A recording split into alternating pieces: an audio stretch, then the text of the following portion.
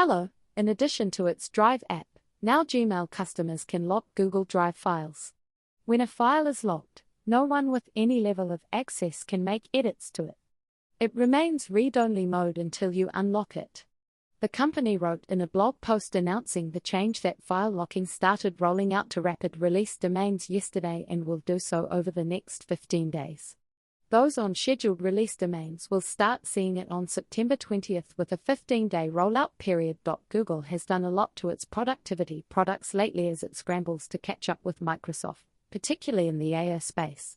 Restricting a file in Google was already something you could do with the Google Drive API or through file approvals. File approvals is a similar feature that lets you, say, request approval for a draft that's locked from edits for everyone, no matter whether they've got editor access. Thanks for watching. If you enjoy short news like this, please consider subscribing to my channel. Until next time.